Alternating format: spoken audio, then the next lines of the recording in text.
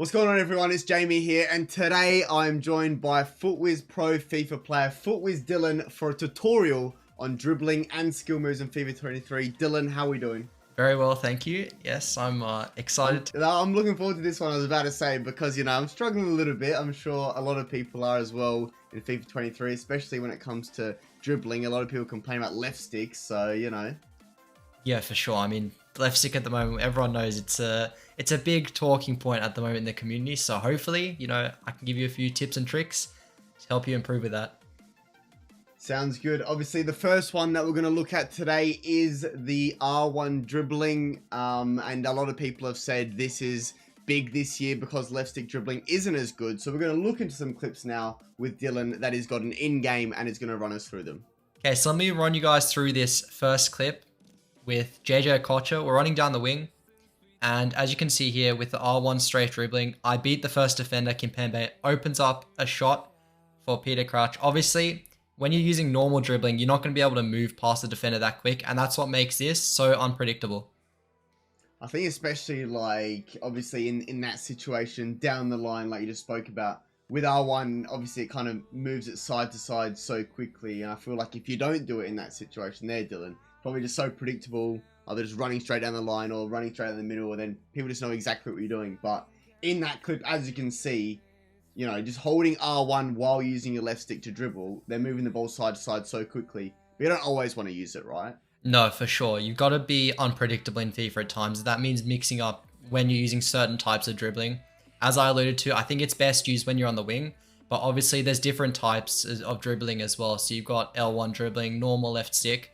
So yeah, it's definitely best to mix things up, but make sure you do use this. And we'll show some other clips as well, and some good areas to do it in, things like that. So we're gonna go through another one here. Peter Crouch, as you can see, it doesn't take Peter moving. It doesn't take a small agile player to be able to use this.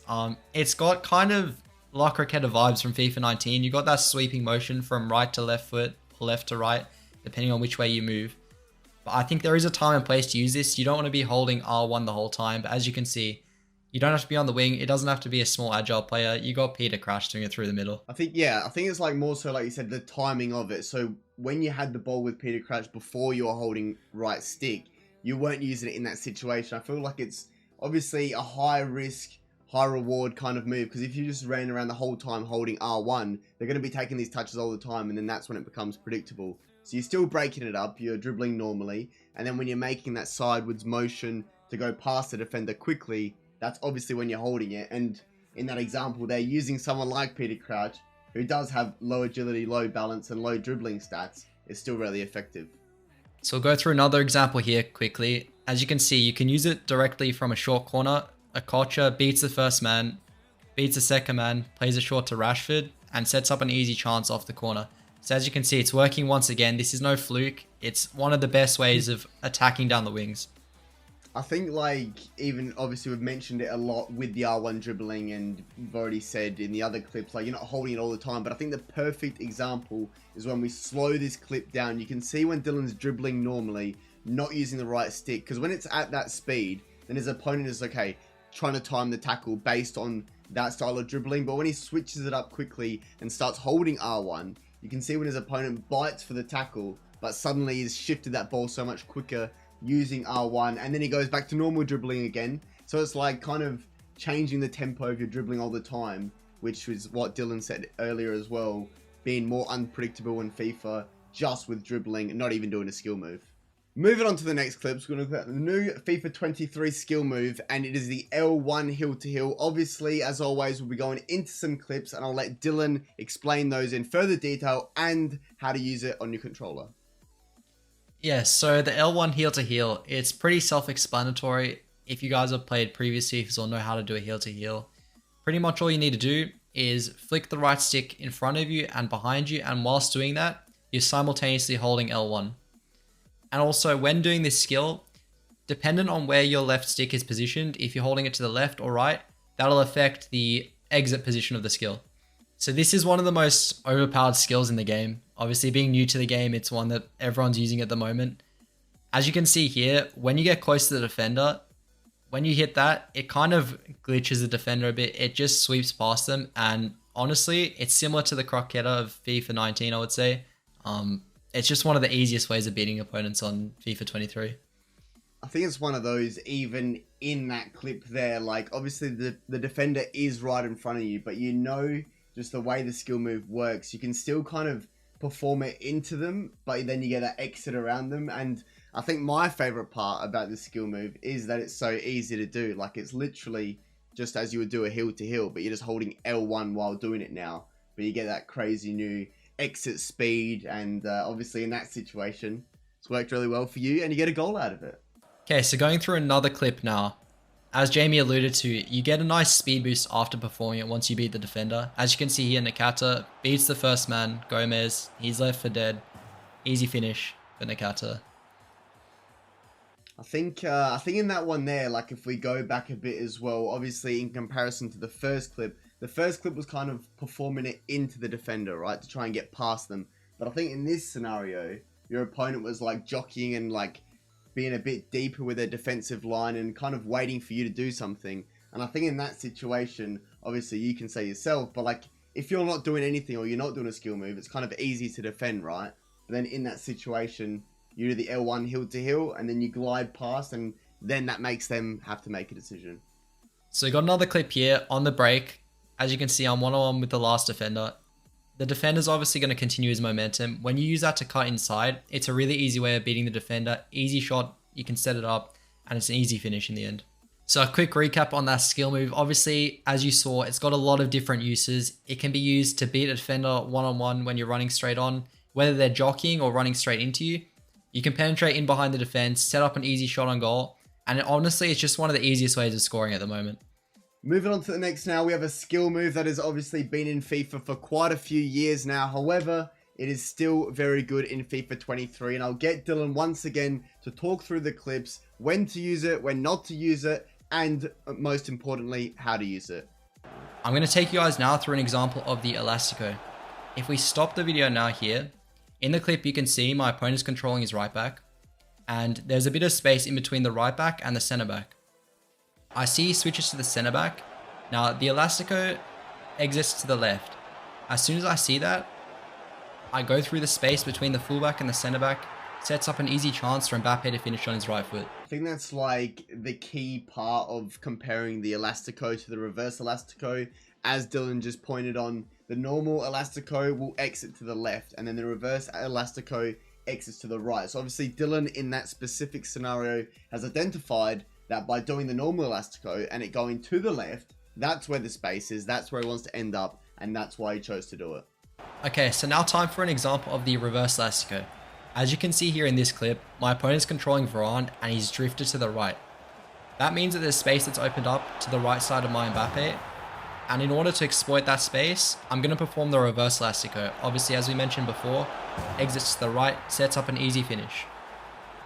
And once again, I think this is like kind of a perfect example of when you've gotten to Dylan's level, or just not even Dylan's level, because obviously that's hard for anyone to get to, but it's a level where you're comfortable enough to either do the reverse Elastico or the Elastico, depending on what you see from your opponent. Because one thing is being able to perform this skill move, which you're going to want to do and test by going to the practice arena, and then after you've done that, actually knowing how to perform it, it's knowing when to perform it. So as Dylan's just shown, he wants to go to the right side there. That's where the space is. So that's when he decides, okay, that's when I'm going to do the reverse Elastico. And obviously works perfectly and gets him a goal. Okay, so now time for another example. This is going to be a reverse Elastico here again. As you can see here, we're one-on-one with the last man. Sancho, I performed the reverse Elastico with him. Obviously, you got to take into account the weak foot of your player. So Sancho's right-footed, of course. I want to exit to the right so I can set up a shot on his right foot, which will obviously have a much higher percentage of going in than if I'm taking the shot on his 3-star weak foot. Obviously, like in an ideal world, when you're performing Elasticos, if you have someone like Neymar who does have 5-star weak foot, it doesn't really matter which way, right, Dylan, if you go right or left, because either way, you're happy enough to shoot on it. But in that specific scenario, Dylan has identified that he has Jadon Sancho, his predominant foot is right, and obviously if he goes onto his left, there's not a great possibility of him getting that shot off on goal and actually scoring a goal. So even though in that situation, it looks like it's a 50-50 space either way, Dylan obviously chooses to go to his predominant foot, so he has a higher chance of scoring the goal. So I'm going to take you through one final example, and this is a new feature this year with the Elastico and the reverse Elastico, and just in general, any skill moves. 5-star skillers who are left-footed now perform the skills on their left foot, and this makes it a bit difficult because obviously, as we mentioned before, with the right footer, when you perform an Elastico, it exits to the left, or reverse Elastico to the right. With left footers, this is flipped, so it makes it a bit more difficult. But as you can see here with Dembele, my opponent gets fooled on the wing, easy Elastico on the inside, sets up a nice shot, and easy finish. I think that one there is like a good example as well of you don't just need to use the Elastico or the reverse Elastico to get away a shot. Obviously in that situation, Dylan, you see that space on the line. You know, by performing the Elastico, it's going to give him a boost and obviously create that space to be able to cut the ball back as well. But I think it's a great point, just touching on it again. Left footers for the first time do the Elastico with their left foot. Normally they'll do it with their right. So it's easy because on the pitch you just know, okay, they're all going to be doing it at the same time. But you really need to think about it this year. If it is a left footer, you need to know that they're going to be doing it differently. Okay, so to tie everything together, we're going to go through one of the easiest skill moves on this game. It can be performed by anyone on the pitch as well. Obviously, you don't want to be using it with your center backs, going out of the defense with it. But it's the ball roll. It can be used anywhere on the pitch. You know, whether that's to open up new passing angles, whether that's to beat a man, or also just to create shooting opportunities. It is one of the most useful skills on the game, and just in general, one of the most fundamental components of basic FIFA. I think like the ball roll for me was one of those, like when I first started off playing FIFA against my mates and then I was playing online, it's like it was one of those where it kind of just sets you apart on a new level when you're kind of starting out, or even if you're not just starting out, if you're not using it enough and if you're not using it in good areas enough, it can have a massive impact on your game. As you can see here, I've got the ball with Yaya Toure. I'm going to perform a ball roll in order to open up a quick pass into James Maddison. Again, I'll perform another ball roll with him to get another pass off quickly. As you can see here in this clip, the ball roll is just a really easy way of speeding up your game a bit more, creating new angles, and just finding those passes that you might not have been able to previously.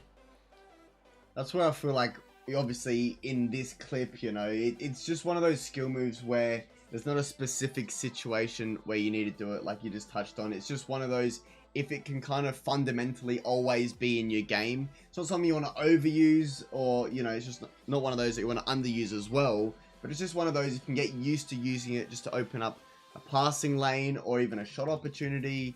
I think it's just one of those where the more you're doing it in good areas, you'll notice a difference over time. The last point to touch on with the ball roll is, of course, it's a skill move at the end of the day, so it can also be used to beat defenders one-on-one. As you can see in this example here, I've got the ball with Marlon, the defender bites, ball roll past him, and an easy finish. I guess that clip there is kind of similar to what we were explaining for the Elastico and the reverse Elastico. I guess with the ball roll, the thinking is kind of similar behind it, where in that scenario, the defender was diving into the left-hand side, and that's where the space was as well. So instead of using an Elastico or a reverse Elastico, which are obviously harder to do as well, a nice little ball roll works in that scenario, still gets to the space a lot quicker than just dribbling and then finishes with a goal.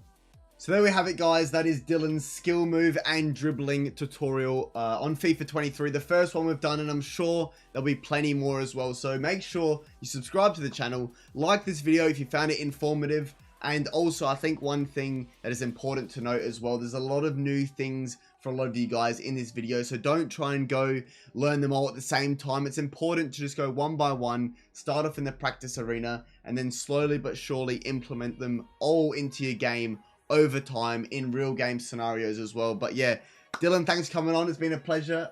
I've even learned a couple new things today, mate. So cheers for that. No worries. You might need it, Jamie. You might need it. Oh, and we'll see you guys in the next one. Peace.